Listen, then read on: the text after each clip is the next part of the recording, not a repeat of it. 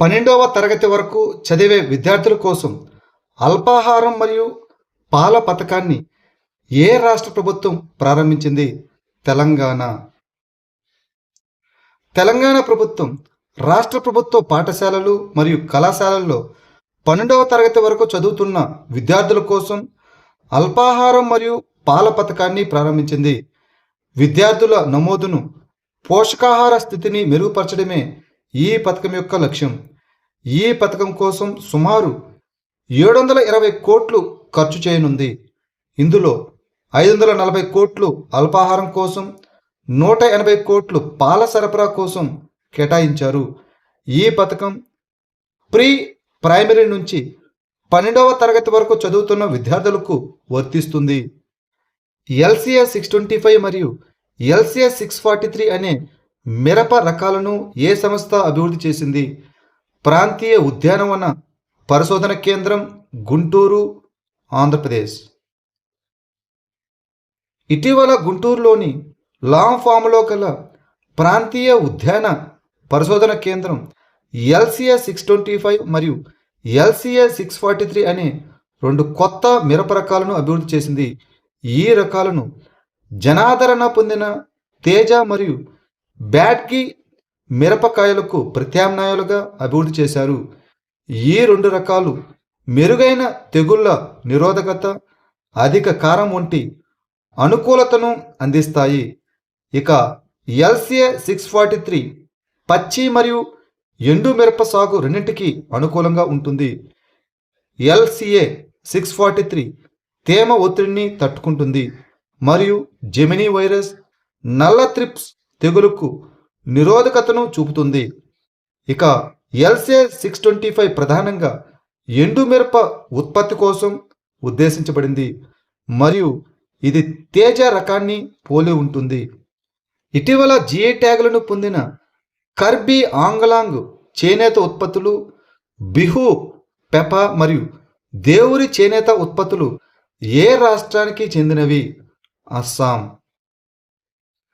అస్సాంకు చెందిన 4 సాంప్రదాయ ఉత్పత్తులకు భౌగోళిక సూచిక ట్యాగు అనగా GI ట్యాగు లభించింది. కొత్తగా GI హోదా పొందిన ఉత్పత్తులు కర్బీ ఆంగ్లాంగ్ చేనేత ఉత్పత్తులు, అస్సాం బిహు పెప, అస్సాం వెదురు హస్తకళలు మరియు దేవురు చేనేత ఉత్పత్తులు. ఈ GI ధృవీకరణ ప్రక్రియకు జాతీయ వ్యవసాయ మరియు గ్రామీణాభివృద్ధి బ్యాంకు అనగా నాబార్డ్ సహకారం లభించింది. ఈ గుర్తింపుతో అస్సాంలో నాబార్డ్ మద్దతుతో GI ధృవీకరణ పొందిన ఉత్పత్తుల మొత్తం సంఖ్య 12కు చేరింది. ఇటీవల సూరత్ను అధిగమించి భారతదేశపు నంబర్ 1 రూఫ్ టాప్ సోలార్ సిటీగా ఏ నగరం అవతరించింది? లక్నో, ఉత్తరప్రదేశ్. సోలార్ ప్యానెల్ స్థాపనల్లో సూరత్ను అధిగమించి లక్నో భారతదేశంలో నంబర్ 1 రూఫ్ టాప్ సోలార్ నగరంగా అవతరించింది. ప్రధానమంత్రి సూర్యఘర్ ముఫ్త్ బిజిలీ యోజన కింద 31 మే 2026న ఈ నగరం ఒక్కరోజులో 333 సోలార్ యూనిట్లను స్థాపించి ఉత్తరప్రదేశ్లోని అత్యధిక స్థానాన్ని పొందింది. మే 2026లో ఉత్తరప్రదేశ్ 64,742 రూఫ్ టాప్ సోలార్ స్థాపనలను జోడించింది. ఇది భారతదేశ నెలవారీ మొత్తంలో 20% ఎక్కువ. ప్రస్తుతం ఉత్తరప్రదేశ్లో సుమారు 3.5 లక్షల ఇళ్లలో రూఫ్ టాప్ సోలార్ వ్యవస్థలు ఉన్నాయి. భారతదేశపు మొట్టమొదటి కోడెన్ అనగా centre of design excellence in nuclear engineering ఏ సంస్థలో ఉంది? IIT Hyderabad. Indian Institute of Technology Hyderabad భారతదేశంలో అణు ఇంజనీరింగ్లో మొట్టమొదటి కేంద్రమైన కోడెన్ అనగా centre of design excellence in nuclear ఇంజనీరింగ్ను స్థాపించనుంది. Indian Institute of Technology Hyderabad, సిపెల్ ఇండియా మరియు డసాల్ట్ సిస్టమ్స్ మధ్య ఒక త్రైపాక్షిక అవగాహన ఒప్పందం కుదిరింది. భారత్ ఇన్నోవేట్స్ 2026 సందర్భంగా ఈ ఒప్పందంపై సంతకాలు జరిగాయి. భారతదేశం యొక్క విస్తరిస్తున్న సివిల్ న్యూక్లియర్ రంగానికి ప్రపంచ స్థాయి ఇంజనీరింగ్ ప్రతిభను అభివృద్ధి చేయడమే ఈ చొరవ యొక్క లక్ష్యం controller and auditor general CAG నివేదికలోని డేటా ప్రకారం ఫైనాన్షియల్ ఇయర్ 2025లో ఏ రాష్ట్రం అత్యధిక ద్రవ్యలోటును నమోదు చేసింది? మేఘాలయ. ఇటీవల controller and auditor general CAG విడుదల చేసిన ఒక నివేదిక ప్రకారం 2025 ఆర్థిక సంవత్సరంలో 18 రాష్ట్రాలు స్థూల రాష్ట్ర దేశోత్పత్తిలో 3% ద్రవ్యలోటు పరిమితిని అధిగమించాయి. మేఘాలయ అత్యధిక ద్రవ్యలోటును నమోదు చేయగా ఆ తర్వాత స్థానంలో నాగాలాండ్ మరియు సిక్కిం రాష్ట్రాలు నిలిచాయి. ఇక గుజరాత్, కర్ణాటక, కేరళ, మహారాష్ట్రతో సహా సుమారు 14 రాష్ట్రాలు 2024 ఆర్థిక సంవత్సరంతో పోలిస్తే ద్రవ్యలోటులో తీవ్రమైన పెరుగుదలను చూశాయి. ఇక బీహార్, మిజోరం మరియు తెలంగాణ రాష్ట్రాలు 2025 ఆర్థిక సంవత్సరంలో రాబడి మిగులు నుంచి రాబడి లోటులోకి మారాయి. భారతదేశం ఇటీవల వరుస క్షిపణి నిరోధక పరీక్షల ద్వారా ఏ సామర్థ్యాన్ని విజయవంతంగా ప్రదర్శించింది? బహుళ పొరల బ్యాలిస్టిక్ క్షిపణి రక్షణ, ఇండియాస్ బ్యాలిస్టిక్ మిసైల్ డిఫెన్స్. వరుస ప్రయోగ పరీక్షల ద్వారా భారతదేశం పటిష్టమైన బహుళ అంచెల బ్యాలిస్టిక్ క్షిపణి రక్షణ సామర్థ్యాన్ని విజయవంతంగా ప్రదర్శించింది. ఈ వ్యవస్థ వాతావరణంలోనూ అంతరిక్షంలోనూ దూసుకొచ్చే సుదూర క్షిపణులు, కణాంతర బ్యాలిస్టిక్ క్షిపణులు వంటి సంక్లిష్టమైన ముప్పులను గుర్తించి వాటి జాడను కనుగొని అడ్డుకోగలదు. ఈ విజయవంతమైన పరీక్షలు అధునాతన బ్యాలిస్టిక్ క్షిపణి ముప్పులను ఎదుర్కోగల సామర్థ్యం ఉన్న దేశాల ఉన్నత వర్గంలో భారతదేశానికి స్థానం కల్పించాయి.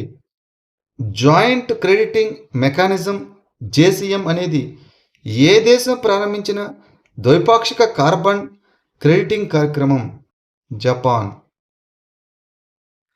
ఇటీవల జపాన్ మరియు భారతదేశం తమ ద్వైపాక్షిక కార్బన్ మార్కెట్ సహకారాన్ని బలోపేతం చేస్తూ జాయింట్ క్రెడిటింగ్ మెకానిజం కోసం అమలు నియమాలను ఆమోదించాయి.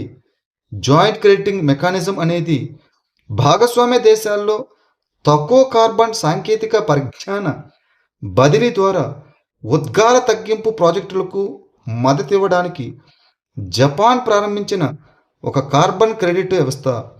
ఇది అభివృద్ధి చెందుతున్న ఆర్థిక వ్యవస్థల్లో వాతావరణ ఆర్థిక సహాయం, ప్రభుత్వ ప్రైవేటు పెట్టుబడులు మరియు స్వచ్ఛమైన సాంకేతిక పరిజ్ఞాన స్వీకరణను ప్రోత్సహిస్తుంది.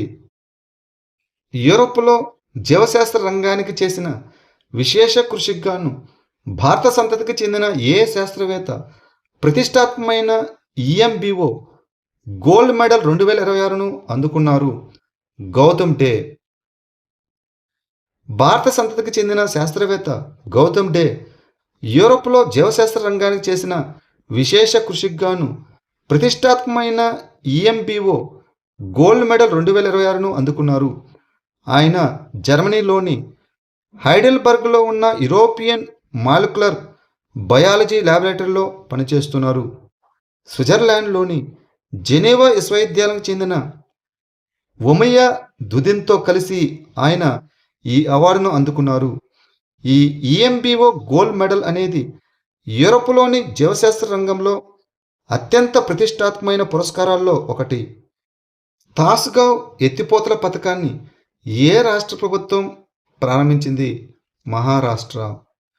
ఇటీవల Maharashtra Krishna valley development corporation మహారాష్ట్రలోని తాస్గావ్ లిఫ్ట్ ఇరిగేషన్ స్కీమ్ కింద ఒక నీటిపారుదల ప్రాజెక్టు కోసం లెటర్ ఆఫ్ అవార్డు జారీ చేసింది.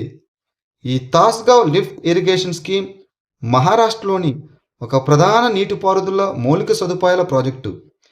ఇది పుణేలోని Maharashtra Krishna valley development corporation పరిపాలన అధికారిక పరిధిలో అమలు చేయబడుతుంది. దివ్యాంగ కళాకారుల కోసం వన్ స్టేషన్ వన్ ప్రోడక్టు అనే కార్యక్రమాన్ని ఏ పథకం కింద అమలు చేశారు? పిఎం విశ్వకర్మ పథకం. ప్రధానమంత్రి విశ్వకర్మ పథకం కింద సూక్ష్మ, చిన్న మరియు మధ్యతరహా పరిశ్రమల మంత్రిత్వ శాఖ దివ్యాంగజన విశ్వకర్మ కళాకారుల కోసం వన్ స్టేషన్ వన్ ప్రోడక్ట్ కార్యక్రమాన్ని అమలు చేస్తుంది.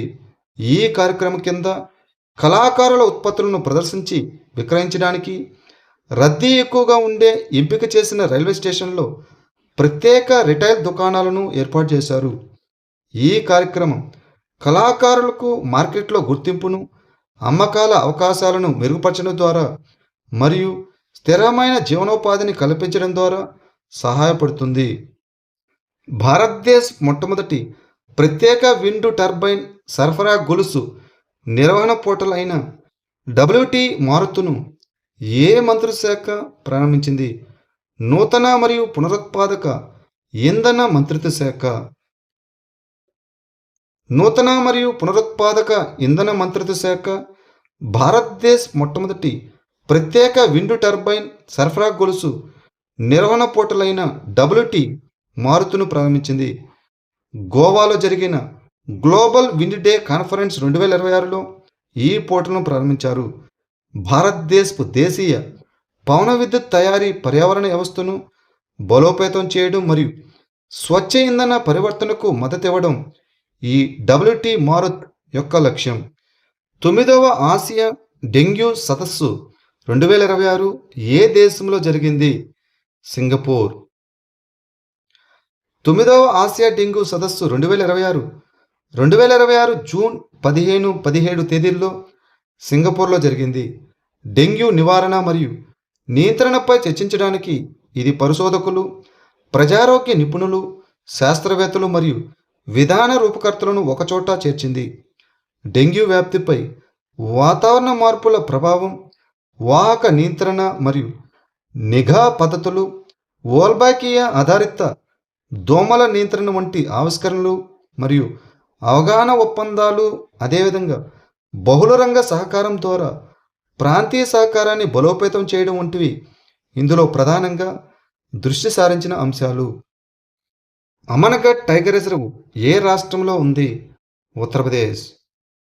అమన్గఢ్ టైగర్ రిజర్వ్ ఉత్తరప్రదేశ్లోని బిజ్నోర్ జిల్లాలో ఉంది. ఈ రిజర్వ్ హిమాలయాల పర్వత పాదాల వెంబడి ఉన్న ఒక ప్రత్యేకమైన అటవీ ప్రాంతమైన టెరాయ్ బాబర్ పర్యావరణ వ్యవస్థలో ఒక భాగం. వాస్తవానికి అమన్గఢ్ జిమ్ కార్బెట్ నేషనల్ పార్కులో ఒక భాగంగా ఉండేది. 2000లో ఉత్తరాఖండ్ ఏర్పడిన తర్వాత అమన్గఢ్ సెక్టర్ ఉత్తరప్రదేశ్లోనే ఉండిపోయింది. భారతదేశ గ్రీన్ హైడ్రోజన్ సర్టిఫికేషన్ పోర్టల్ను ఏ మంత్రిత్వ శాఖ అభివృద్ధి చేసింది? నూతన మరియు పునరుత్పాదక ఇంధన మంత్రిత్వ శాఖ, the ministry of new and renewable energy. ఇటీవల జాతీయ హరిత హైడ్రోజన్ మిషన్ను బలోపేతం చేయడంపై జరిగిన ఒక జాతీయ వర్క్షాప్లో కేంద్ర మంత్రి Shri Prahlad Joshi green hydrogen certification portal of ఇండియాను ప్రారంభించారు. నూతన మరియు పునరుత్పాదక ఇంధన మంత్రిత్వ శాఖ అభివృద్ధి చేసిన ఈ పోర్టల్ భారతదేశంలోని హరిత హైడ్రోజన్ ప్రాజెక్టులకు పారదర్శక ధృవీకరణ మరియు నియంత్రణ సమ్మతిని నిర్ధారిస్తుంది.